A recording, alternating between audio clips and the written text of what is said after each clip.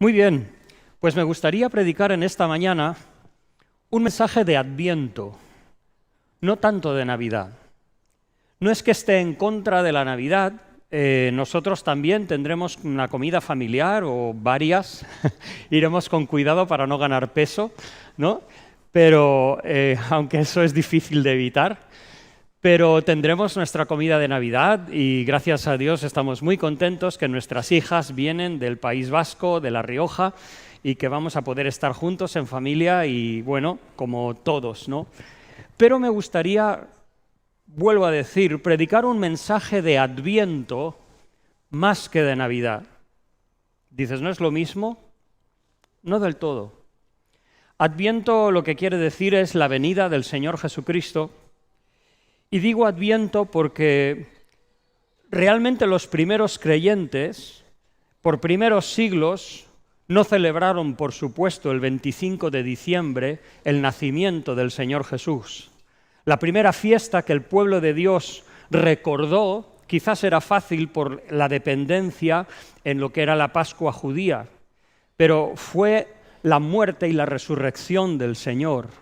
Que por cierto a veces en nuestro mundo católico se felicitan las Navidades como felices Pascuas, pero la Pascua en la Escritura es otra cosa. Lo que pasa es que el mundo cultural católico ha identificado como Pascuas todas las fiestas litúrgicas y entonces Navidades también son Pascuas, pero literalmente la Pascua es la Pascua, el sacrificio pascual una vez al año, 14 del mes de Nisan, etcétera, etcétera.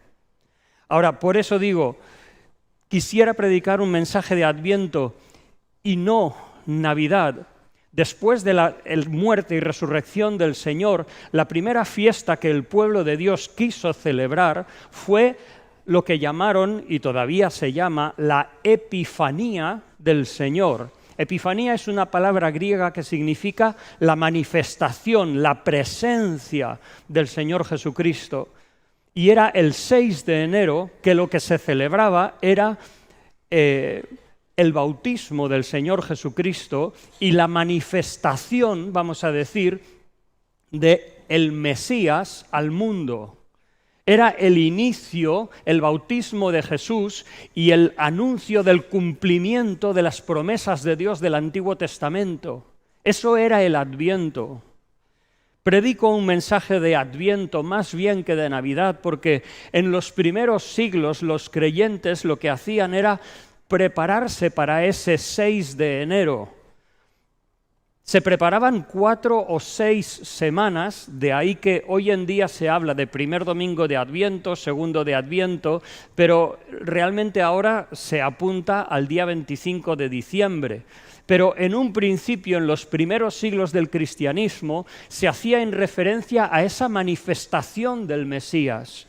Y esos 4 o 6 domingos anteriores se dedicaban a examinar el corazón. Era realmente tiempo de cuaresma, incluso con ayunos, para arrepentirnos, según el mensaje de Juan el Bautista, para prepararnos para ese momento de que se conmemoraba la manifestación del Señor Jesucristo a este mundo. La luz venía a este mundo. Eso es lo que se celebraba.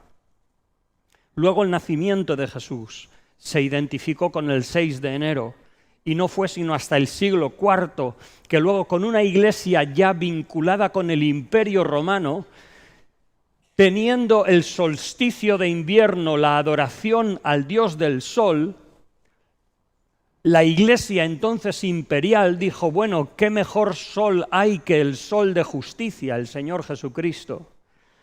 Pero no nos preguntamos, yo a veces me pregunto, ¿valió la pena cristianizar el 25 de diciembre? ¿Cuál ha sido el resultado? Si bien en un sentido culturalmente se ha preservado, vamos a decir, el nacimiento del Señor, pero ¿cuánto del Señor hay en ese 25 de diciembre? Es una pregunta que os dejo y hoy no la voy a responder. Pero sí quisiera celebrar la venida del Señor Jesucristo. De cualquier modo, nosotros como creyentes no celebramos el solsticio, no celebramos que a partir de ahora los días se alargan hasta el solsticio de verano. Lo que recordamos y lo que deseamos que en nuestras reuniones familiares, en nuestro tiempo de comer juntos, lo que deseamos es enfatizar la persona del Señor Jesucristo por encima de cuál sea el día. A veces me pregunto qué sucedería si nos fuésemos, vamos a decir, a una tribu aborigen en Australia o a una tribu en el Amazonas, donde no tienen ninguna idea del calendario litúrgico. ¿Cómo viviríamos nuestra fe? ¿Y cómo celebraríamos la venida del Señor Jesucristo? Me gustaría leer, Dani ha leído varios versículos que hablan del reino de Dios, que se había acercado o que llegó con la persona del Señor Jesucristo. Me gustaría leer en el Evangelio de Marcos, que nos da una frase un poquito más amplia, y me gustaría que nos quedáramos con esa expresión de que el reino de Dios se ha acercado. Marcos 1:15 dice, leo desde el 14, después que Juan fue encarcelado. Estamos hablando más o menos un año después del bautismo del Señor. Un año después, cuando el Señor hizo el milagro en las bodas de Caná de Galilea, cuando el Señor vino de Judea hacia Galilea, como dice aquí, Jesús vino a Galilea predicando el evangelio del reino de Dios, diciendo, y esto es el resumen que Marcos nos presenta de cuál fue la predicación del Señor Jesucristo en esencia. El tiempo se ha cumplido y el reino de Dios se ha acercado. Arrepentíos y creed en el Evangelio. Antes de entrar en esta frase que resume la predicación del Señor Jesús, dejadme preguntaros, ¿vivimos como que realmente el reino de Dios se ha acercado?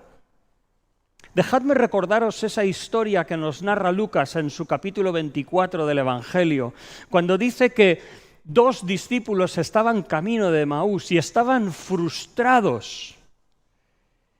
Y se les acercó el Señor y no se dieron cuenta que era el Señor. Y les preguntó qué es lo que había pasado y dice, ¿eres tú el único extranjero que no sabe lo que ha sucedido? Y entonces los 2 discípulos, inconscientes de que el Señor estaba caminando con ellos, dicen, nosotros esperábamos que Él había de redimir a Israel, pero ahora ya es el 3er día que ha muerto. ¡Qué palabras! ¡Qué sentir de corazón! ¡Qué pesar en sus almas! Totalmente innecesario porque tenían al Señor resucitado al lado suyo. Déjame decirte, no sé la condición, no conozco a todos, pero déjame decirte, cualquiera que sea tu condición, déjame decirte, hace casi 2000 años el reino de los cielos se ha acercado y se acerca a ti nuevamente esta mañana. No tenemos que andar o vivir como si Dios estuviera lejos, ausente de nosotros. No, el tiempo se ha cumplido y eso es lo que conmemoramos en estas fechas. El tiempo se cumplió. El reino de los cielos llegó y podemos decir, se ha acercado. Y nos queda, arrepintámonos y creamos en el Evangelio. En primer lugar, dejadme resaltar de este pasaje algo que me llama poderosamente la atención, y es que lo que hace el Señor Jesús es continuar el mensaje de Juan el Bautista. Y dices, ¿cómo es posible? Porque Juan el Bautista dijo de él que no era digno de desatar la correa de su calzado. Leemos en el Evangelio de Lucas que cuando tenía 12 años estaba hablando con los fariseos y demás y se sorprendían de dónde tiene esta sabiduría, que crecía. El Señor conocía profundamente la palabra de Dios. ¿No podía ir con un mensaje más profundo? Aún el Señor estaba viniendo de Judea. Había contemplado, pues, Juan el Bautista, el bautismo, él se había bautizado, había comenzado sus señales. El Señor, conociendo profundamente la palabra de Dios, conociendo hebreo totalmente, conociendo al Padre como nadie, ¿no podía traer un mensaje diferente, más profundo? Aún vemos que Juan el Bautista habla más de Jesús que no Jesús de sí mismo. Juan dice: viene uno tras mí que no soy digno inclinado desatar la correa de su calzado. Yo os bautizo con agua, Él os bautizará con Espíritu Santo y fuego. Y cuando vemos aparecer al Señor, ¿cómo le vemos? Hablando de que he llegado. No, lo que vemos es lo que dice Isaías: no gritará ni alzará su voz, ni hará oír su voz en las calles. Lo que vemos es que el Señor Jesucristo desde un principio obedece al Padre y continúa según los planes y la voluntad de Dios para Él. Lo que vemos es que Dios obra de una manera claramente. Dice Tito 2:11, la bondad o la gracia de Dios se ha manifestado a todos los hombres para salvación, pero se ha manifestado para aquellos que creen en Él. Dios se manifiesta al mundo, pero desde un principio lo que vemos en Jesús es que es su humildad. Algo que el Señor le dijo a sus discípulos: aprended de mí, que soy manso y humilde de corazón. Qué difícil para nosotros que somos afectados por la caída, y el orgullo es una de las cosas más enraizadas en nuestra personalidad. Pero desde un principio vemos que la gran obra de Dios no invade, no coarta, no presiona a las personas, no les fuerza a creer. Déjame decirte que si en esta mañana tú estás aquí y dices: yo estoy esperando a ver si Dios me convence. Perdona, Dios no va a hacer cosas para forzarte, para arrinconarte para que creas. Dios ha manifestado al mundo su salvación por la persona del Señor Jesucristo, y tú tienes la responsabilidad de recibir ese testimonio. De forma que si no lo recibimos, dice Primera de Juan capítulo 5, que le hacemos a Él mentiroso.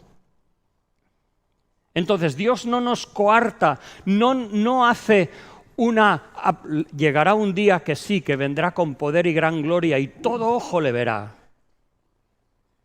Pero cuando celebramos su venida, el Señor vino humilde y fue visible a todo el que quería creer. Dejadme meditar tres cosas acerca de esta frase que nos da Marcos. En primer lugar, el cumplimiento del tiempo. ¿Qué significa? Que se cumplió el tiempo de Dios. En segundo lugar, que el reino de Dios se acercó. ¿Qué es el reino de Dios? ¿Y qué significa que se acercara?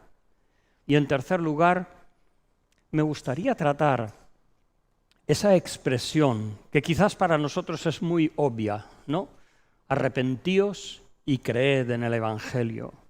Pero me gustaría tratar un poco más qué significa eso, esa dualidad, esas dos palabras conectadas una con otra, que nos habla de nuestra responsabilidad cuando Dios nos habla, cuando se acerca a nosotros de una manera especial, y desde luego lo ha hecho en la persona del Señor Jesús, pero aún Dios cuando nos llama con su palabra, cuando entendemos que Dios habla a nuestros corazones. ¿No dice Hebreos 3 veces, capítulo 4 y 5, si oyereis hoy su voz, no endurezcáis vuestros corazones?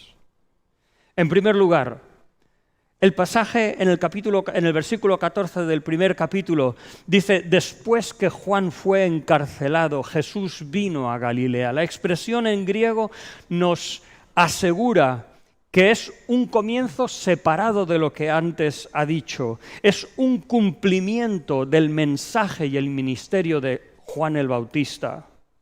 El mensaje de Juan el Bautista no era simplemente un arrepentimiento para volver a Dios, sino que era también y principalmente el anuncio de la venida de Cristo. Se trataba de un mensaje profético en un momento clave y especial, el cumplimiento del tiempo. Una frase que encontramos en las epístolas y nos habla del clímax de la historia de la humanidad. Eso es lo que entendemos como creyentes. Pablo, escribiendo a los Gálatas, dice, pero cuando vino el cumplimiento del tiempo, Dios envió a su Hijo nacido de mujer y nacido bajo la ley, para que redimiese a los que estaban bajo la ley, a fin de que recibiésemos la adopción de hijos. Pero dice, cuando vino el cumplimiento del tiempo. Efesios 1:10 habla de la voluntad de Dios de reunir todas las cosas en Cristo en la dispensación o mayordomía del cumplimiento de los tiempos, así las que están en los cielos como las que están en la tierra.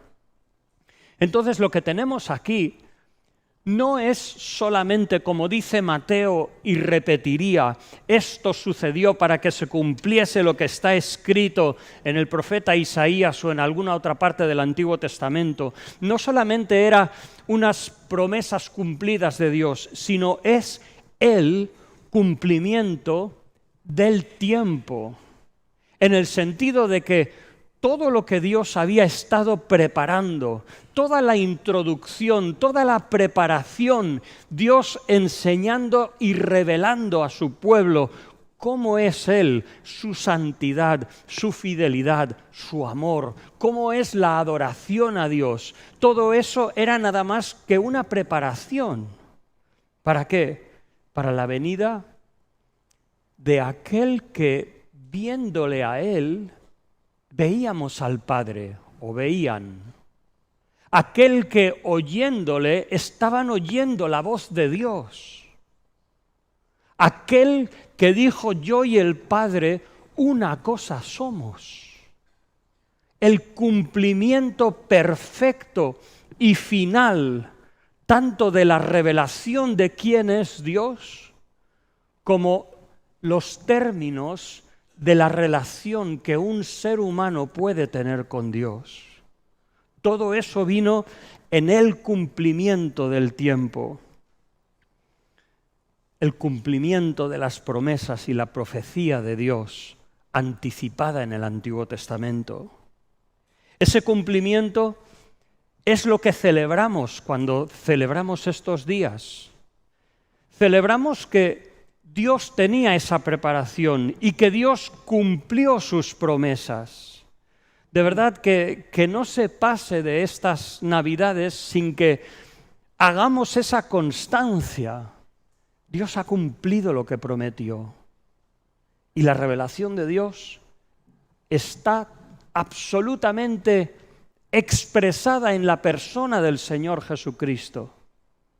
Él es el centro. Esta mañana lo veíamos en el estudio, ¿verdad? Él es el centro. La Escritura en diferentes formas, facetas, pero nos habla de la redención, nos habla del gran Dios que tenemos, manifestado, como dice la Escritura, la gloria de Dios en la faz de Jesucristo. el acercamiento del reino de Dios. ¿Qué es el reino de Dios? Es una expresión que de forma general podemos decir que describe la enseñanza, la vida y la obra del Señor Jesucristo. Se menciona 13 veces en el Evangelio de Marcos, pero si consideramos Marcos, Mateo y Lucas, encontramos 61 veces diferentes, sin contar textos paralelos, 61 veces donde el Señor nos habla de ese gobierno de Dios. Aparecen momentos señalados como en la oración del Señor. Parte esencial de nuestras oraciones es: Señor, que venga tu reino. Aparece en las bienaventuranzas. El Señor dice: bienaventurados los pobres, porque de ellos es el reino de los cielos.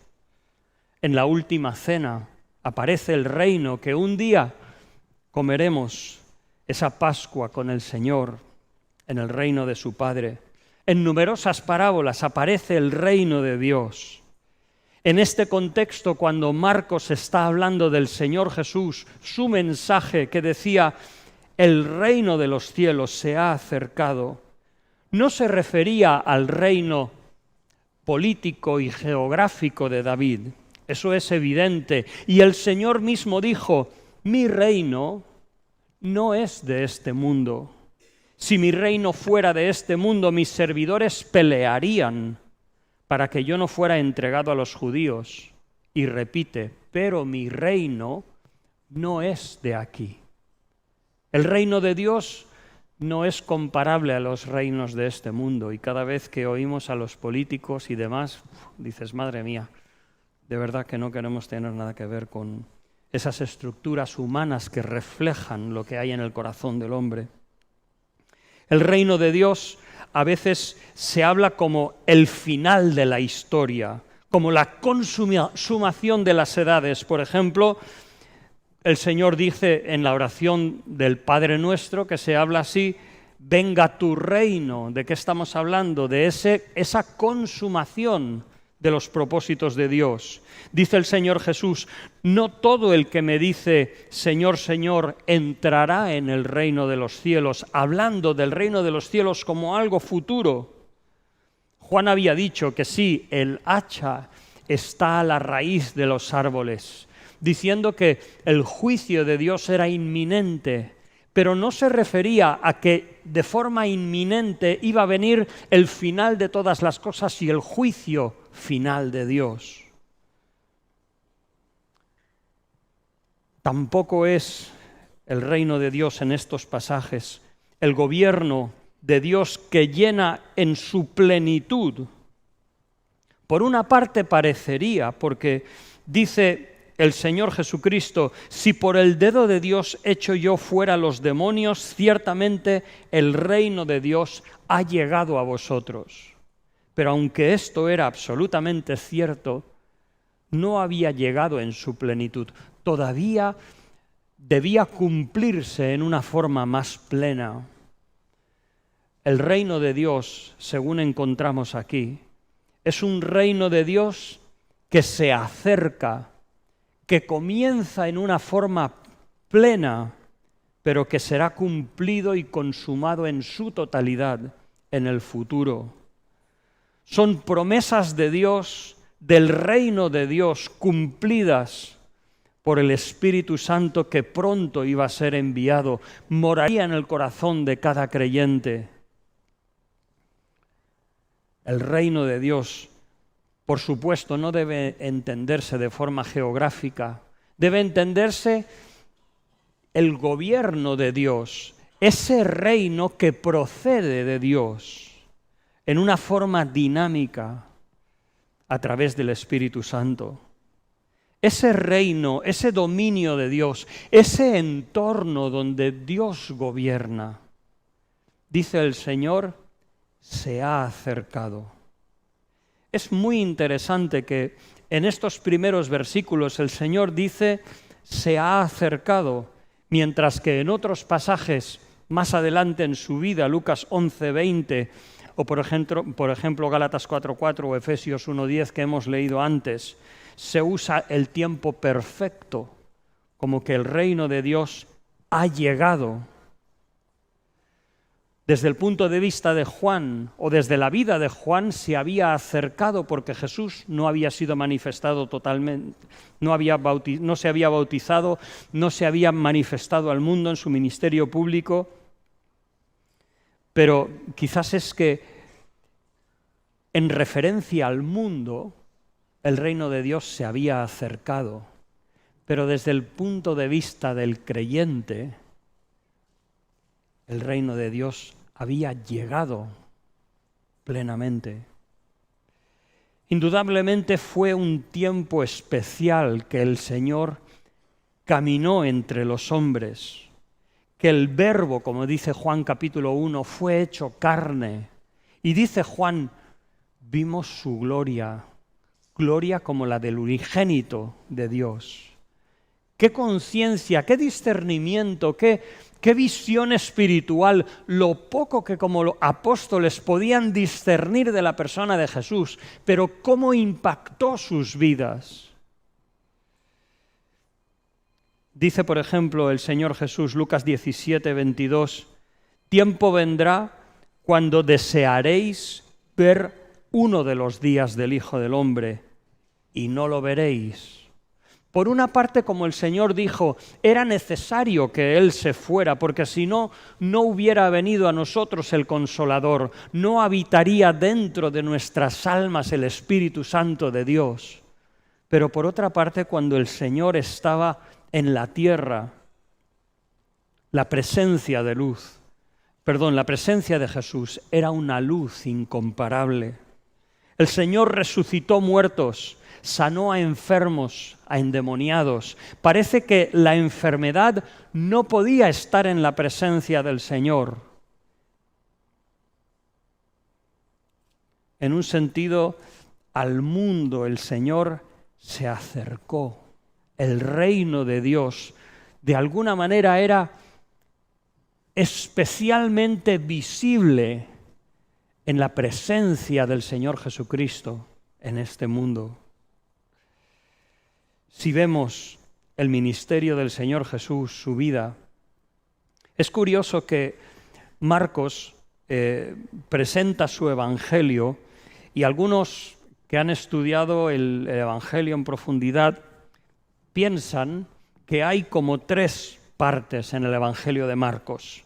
Cada parte comienza con un pequeño resumen y cada parte termina con una conclusión que en algunos casos no es particularmente positiva. En el primer caso, los fariseos con los herodianos hacen un complot o desean matar al Señor Jesús.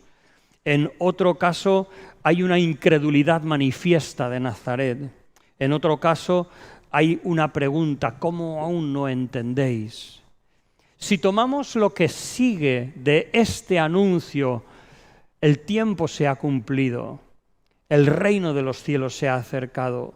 Si tomamos esto como la introducción de lo que sigue, lo que tenemos son 2 cosas.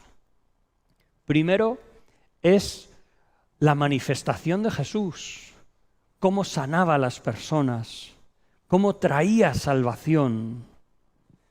Pero por otra parte lo que tenemos es conflicto. Los escribas pensando que Jesús blasfemaba, la sorpresa de que algunos no entendían que Jesús comiese con los pecadores, la cuestión del ayuno, los discípulos cogiendo espigas en sábado y los fariseos en contra de ellos.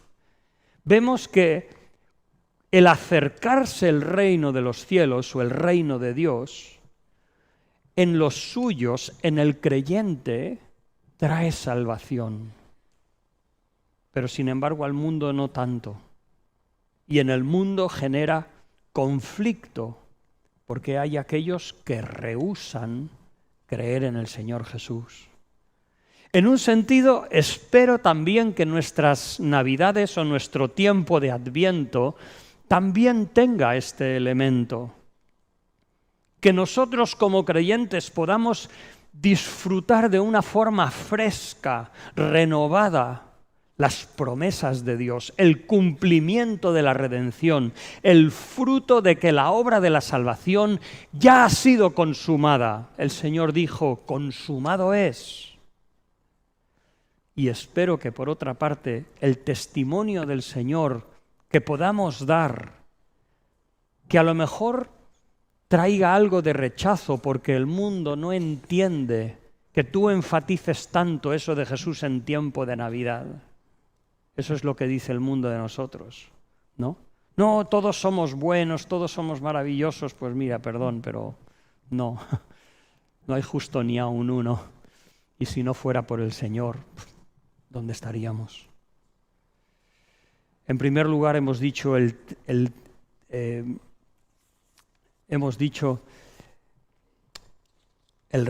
reino de Dios se ha acercado. Es un tiempo especial. ¿Y cuál es la respuesta? Arrepentimiento y fe. Dice el Señor, el reino de Dios se ha acercado. Consecuencia, arrepentíos y creed en el Evangelio. Indudablemente la exhortación es a la conversión. ¿Qué se refiere a eso? Eso es un término, no, es un término simplemente que significa que las personas dejen sus propios caminos y se vuelvan a Dios. Que se den cuenta de que nuestra vida sin Dios no tiene sentido. De que nuestra vida únicamente cobra sentido y plenitud cuando nos volvemos a Dios. Estos versículos nos apuntan particularmente a nuestra responsabilidad, a arrepentirnos y a creer. Este pasaje no entra en la regeneración del Espíritu, que será explicada con claridad en las epístolas. Se enfoca desde la perspectiva humana. Y es cierto, Hechos capítulo 11, cuando Pedro, hablando de cómo los gentiles se habían convertido, los propios hebreos convertidos dicen, de modo que Dios también ha dado arrepentimiento a los gentiles. El arrepentimiento es un don de Dios. Igualmente Efesios 2, del 8 al 10, habla que la fe es un don de Dios. ¿Cómo podríamos tener arrepentimiento si la palabra de Dios no llega al corazón de las personas? ¿Cómo podríamos creer, lo dice Romanos, si no hay alguien que nos enseñe? Y es por la gracia de Dios que el testimonio de Jesucristo todavía continúa. Y solamente es por la gracia de Dios que tú escuchas el mensaje del Evangelio y encuentra un eco en tu corazón.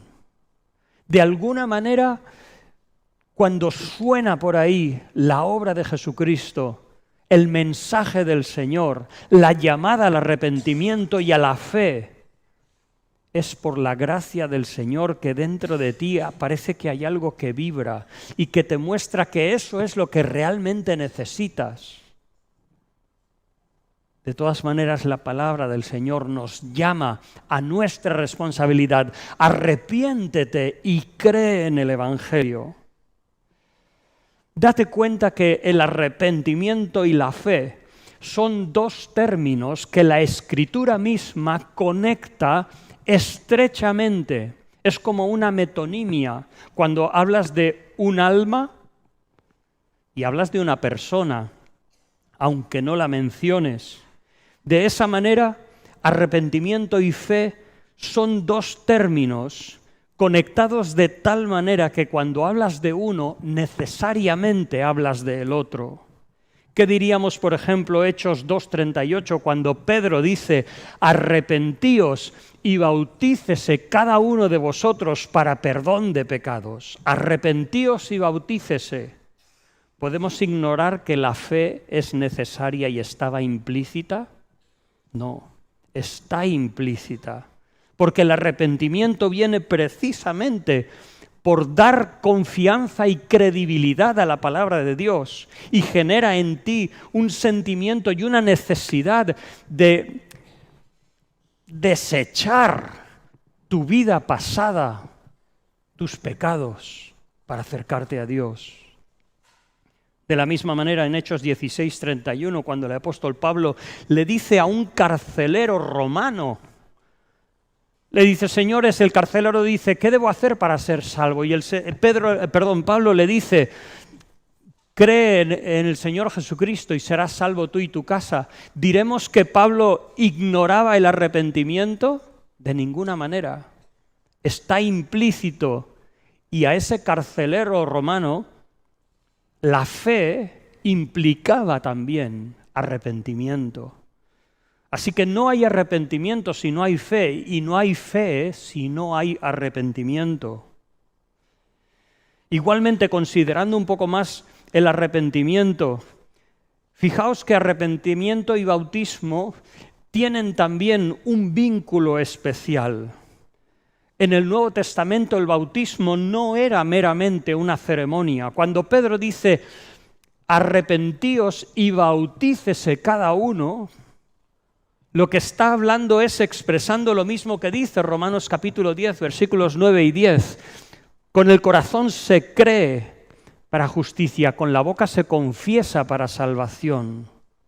Y de alguna manera el arrepentimiento que es sincero desemboca en una confesión de fe. Y cuando hay una fe verdadera, incluye igualmente un arrepentimiento. No podemos hablar de una conversión sin arrepentimiento. Aún en las antigüedades de los judíos, escrita por Josefo, un judío que no era creyente, un judío que fue llevado cautivo de tierra de Israel a Roma, y Josefo quiso escribir un poco las tradiciones de los judíos para el mundo romano. Aún él entendía que el arrepentimiento era un cambio de vida, mostrando justicia hacia el prójimo y piedad ante Dios. El arrepentimiento, según la Escritura, es un cambio de mentalidad acerca de Dios. Dice Primera de Tesalonicenses que las personas podían dar testimonio de cómo se habían convertido de los ídolos a Dios. Y qué importante es una persona que realmente cree en el Señor Jesucristo. Ya no hay horóscopos, ya no hay supersticiones, porque entendemos que Dios es el Rey y soberano del universo.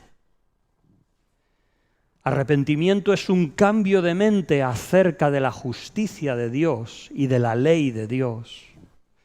Arrepentimiento es un cambio de mente en cuanto a lo que constituye pecado o transgresión contra Dios.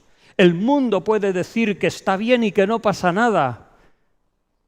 Y de eso hemos de arrepentirnos cuando escuchamos la palabra de Dios.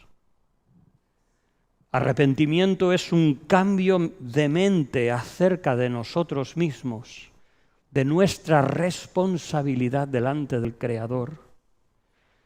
Arrepentimiento es un cambio de mente acerca de la persona de Jesús. No es solamente un concepto religioso, es nuestro Salvador, que se dio a sí mismo por nosotros. Arrepentimiento es un cambio de mente acerca de lo que es justo y lo que es santo. El arrepentimiento se muestra, según 2 Corintios, por dolor de corazón. Cuando alguien realmente se arrepiente, no es: oye, mira, si te he ofendido, perdona, Eso no es arrepentimiento. Arrepentimiento incluye una tristeza. La realidad de lo que tú entiendes te afecta hasta un punto que sufres y te angustias por lo que has hecho. El arrepentimiento verdadero se muestra por una confesión, por un reconocimiento de que tú crees lo que Dios dice acerca de ese pecado.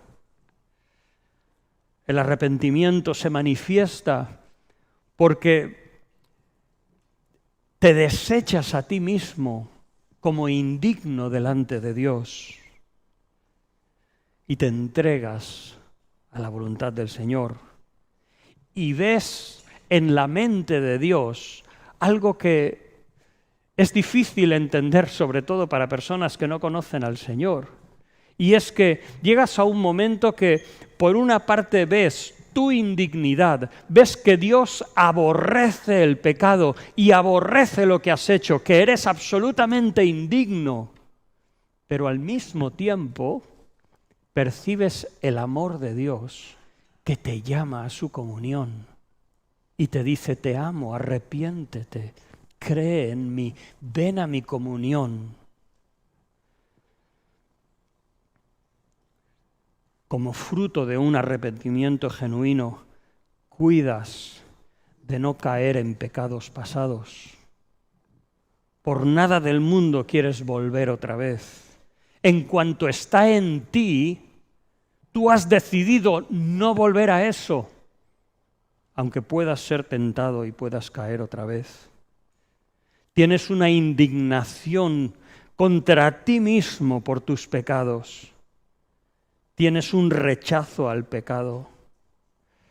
Tienes una lucha en contra de pecados que aún puedan ser ocultos. Como dice el salmista: examíname, oh Dios, prueba mi corazón y ve si hay en mí camino de perversidad y guíame en el camino eterno.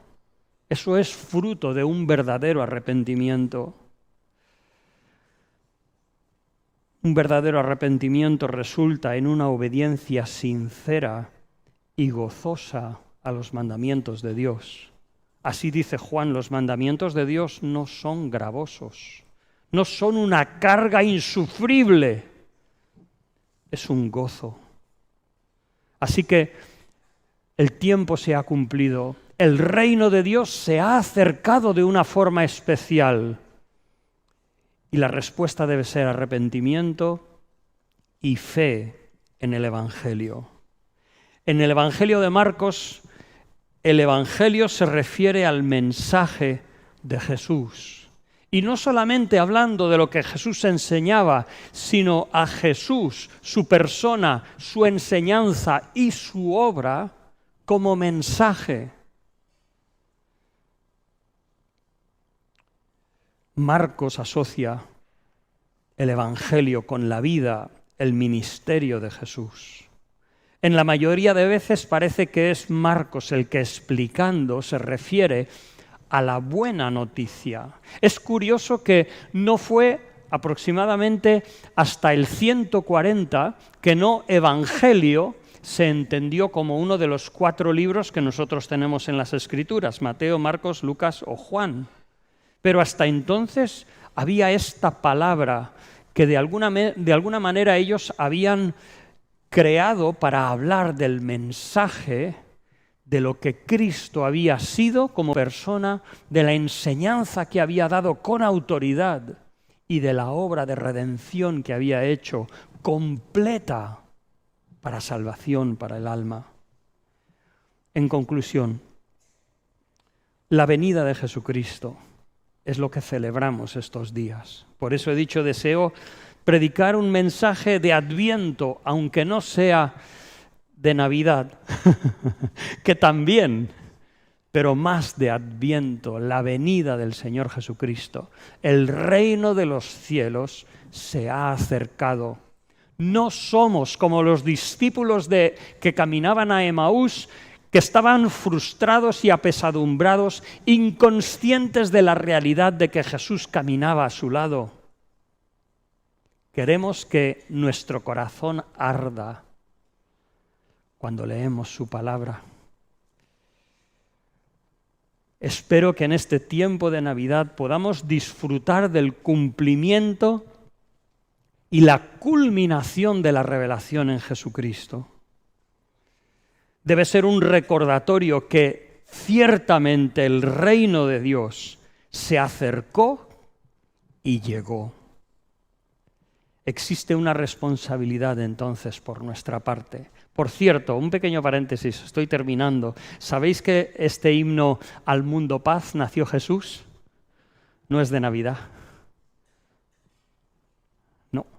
Isaac Watts, el autor de este himno fue un compositor de himnos conocido porque tomó los salmos y los refraseó para componerlos como himnos, pero él no creía en el calendario litúrgico. Pero qué bonito, que no creyendo en el calendario litúrgico, creó un himno tan emblemático de la venida del Señor Jesucristo. Al mundo paz, nació Jesús, nació ya nuestro Rey. El corazón ya tiene luz y paz su santa grey. El reino de los cielos se ha acercado y Dios nos llama al arrepentimiento. Dejadme considerar esto. Dios no nos llama al arrepentimiento como uno de esos dioses del Olimpo griego, dioses grotescos que a veces se peleaban entre ellos, que de forma tiránica y déspota pedían a los demás que se arrepintiesen. Dios no nos llama al arrepentimiento como una exigencia déspota. Fíjate que Dios es soberano y podría exigir arrepentimiento, pero la llamada de arrepentimiento de Dios es de una forma gentil, es con su palabra y su espíritu, es, como dice en Oseas, con cuerdas de amor. La llamada de Dios al arrepentimiento es dándose a conocer a través de su Hijo, dando a conocer su santidad, los términos de una relación con Él y sobre todo presentando su amor expresado en su Hijo muriendo en la cruz. El que no escatimó a su propio Hijo, ¿cómo no nos dará todas las cosas? El que no escatimó a su propio Hijo. ¿Qué éramos nosotros al lado de lo que era su Hijo? Pero ese es el llamado de Dios a arrepentirse y creer en el Evangelio. Una llamada de amor, una llamada de déjame traerte a la salvación. Déjame decirte que, aunque sí, objetivamente el reino de Dios ha llegado, como he dicho antes, dice Tito 2:11, la gracia de Dios se ha manifestado para salvación a todos los hombres, enseñándonos que renunciando a la impiedad y a los deseos mundanos, vivamos en este siglo sobria, justa y piadosamente, aguardando la esperanza bienaventurada y la manifestación final, añado yo, no está en la Escritura, gloriosa de nuestro gran Dios y Salvador Jesucristo. Pero que aunque objetivamente el reino de Dios ha llegado, en ocasiones el reino de Dios se acerca especialmente a ti. Cada uno de nosotros, seamos pastores o cuando comentamos o comunicamos la palabra de Dios, no somos nadie. Somos meros portavoces. De hecho, es que cuanto menos se fije nadie en nosotros, mucho mejor. Lo que deseamos es ser canales, reflejos de un Dios de amor que se acerca a ti esta mañana, si no eres creyente, y te dice, arrepiéntete y cree en el Evangelio. El tiempo se cumplió y ahora lo celebramos. El reino de los cielos se ha acercado. ¿Qué vas a hacer? ¿Vas a dejar que solamente se acerque el reino de Dios? ¿O arrepintiéndote y creyendo en el Evangelio vas a decir, no, el reino de Dios llegó en la persona de Jesús y ha tenido un efecto en mi vida y lo recordaré? Lo recordaré en estas fechas y mientras vivamos. Vamos a orar. Señor, muchas gracias, Padre, por tu palabra y gracias también por estos días que de una manera o de otra recordamos que el Hijo de Dios, que moraba eternamente contigo en gloria, tomó forma de siervo, se hizo semejante a los hombres, tomó carne y habitó entre nosotros. Y las personas que convivieron con Él vieron al Hijo de Dios lleno de gracia y de verdad. Pedimos que podamos gozarnos, podamos disfrutar de la presencia a nuestro lado de la persona del Señor Jesús y que no caigamos en depresiones o en frialdades como aquellos 2 discípulos que caminaron a Emaús. Pedimos tu bendición y te damos las gracias por tu llamada de amor al arrepentimiento y la fe. En el nombre del Señor Jesús.